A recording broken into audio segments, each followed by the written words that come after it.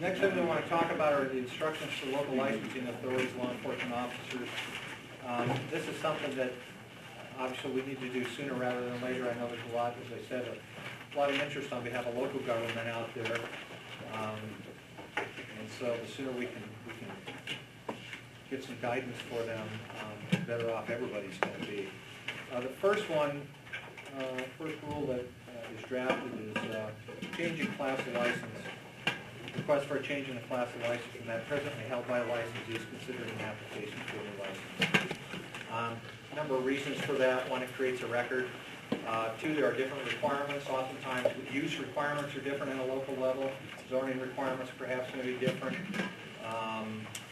There's a number of reasons for it, and this too is a standard practice that we use in virtually all the regulated occupations we deal with. Brian, did you have a question?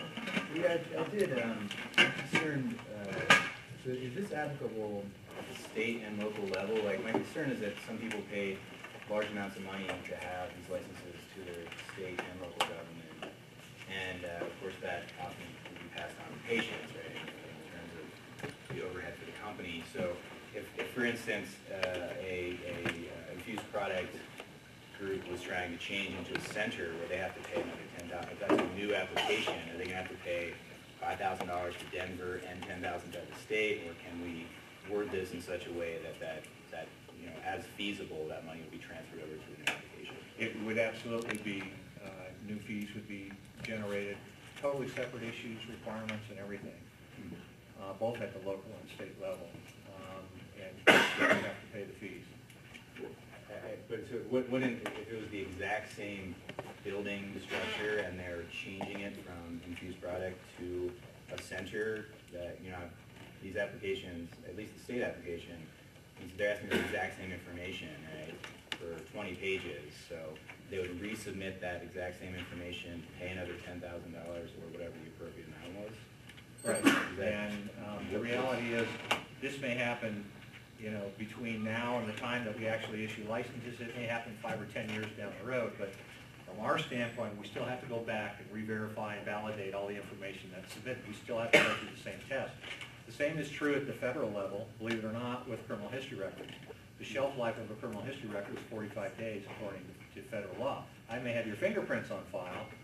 That means I have your fingerprints on file. The associated criminal history record, or lack thereof, is really only good from a federal level for 45 days. Beyond that, I still need to go back and redo all those checks.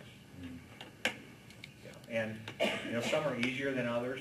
Some have, you know, a few issues. Others have very complex issues.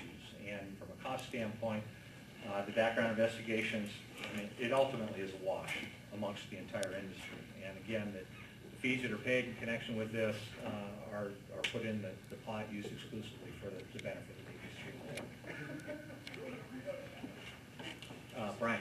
Now, I may have heard a rumor, but I have heard that at least for the next while, if you want to expand your growth from, say, Class 1 to Class 2, it wouldn't be a completely new license. You would just pay what was left in that fee from the Class 2, pay the difference. We have, we've issued a position out on the website that acknowledges many of the technical issues that the industry is facing right now, and I needed to create a mechanism to accommodate the industry. Some of the forced marriages are already going through divorces.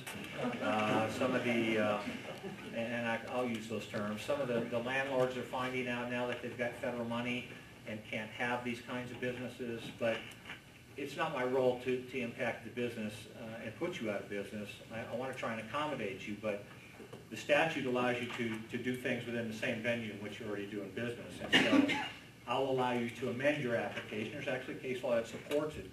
And I'm talking about this time frame between now and July 1, the applications that have already been filed. Once we get beyond that, the statute actually requires that you file with the local licensing authority first. They have to approve it before we even get involved. And so there are a number of processes out there that you can endure to amend your application, and we've tried to facilitate that on behalf of the industry. Basically, it's going to do it now, whereas down the road that'll change, yes. Yeah. Okay, when you say changing the class of the license, I want to be really clear on that. So if we if a center becomes successful and they're, get beyond the initial breakdown of 300 patients to those, is that considered changing the class of license? No, That is no, not. a center is a center is a center regardless of what category you are. But if a center becomes a grow, if a center becomes an infused products manufacturer, you're changing the class of license that's required. But a center already is a grow. You have to have a grow. You have to have a grow, but they're separate licenses. Okay, so then you're saying that if we are successful and get above 300 and apply, so the center does not have to, well, we do. We would have to come up with the difference between the 7,500 and 12,500. But really what you're talking about, you're still a center, would you agree? Correct. Changing a class of license is going categorically from one class of license, a center, a grower, an infused products manufacturer, to another. Okay. A center is a center is a center. Okay. We do need to create a protocol to deal with the situation you're talking about. And the associated increase as far as plant count and quantities and all of that for the grow, yeah, would still be the It's same. still a growth, that's right, Okay. yeah. Jessica? Okay, that basically, his question is, he wants to ask a question. I'm under the duress that nobody can get a new license until July of next year. So does this basically say that as the holder of a infused products license, I can apply before that deadline for a new license?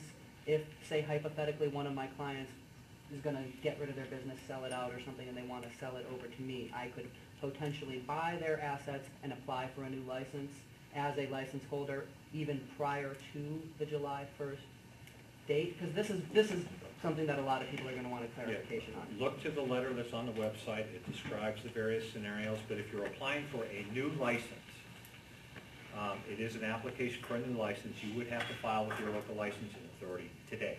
Okay. Now, local government is not going to consider your application until they get their ordinances, their resolutions, and they really figure out their processes, these kinds of things. Mhm. And the reality is, I can't consider, or the Medical Marijuana Enforcement Division wouldn't consider your application until we've processed the 1,900 that we have currently. It wouldn't be fair to those people. So- You would not get a license until after July of next year. Right, no, I'm more just trying to say that this whole section is fairly moot until July of next year.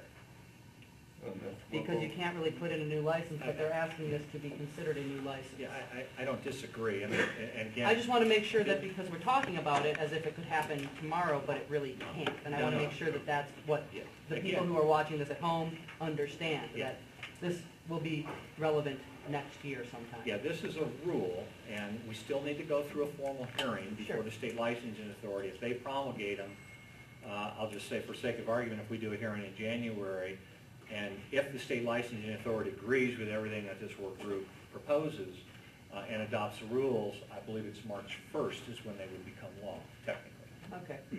Cool. No worries. I just wanted to, okay, I just felt that this created possibility to confuse people who, you know, Thank you. yes. Join the club. Other comments? Okay. Transfer of ownership changes in license entity.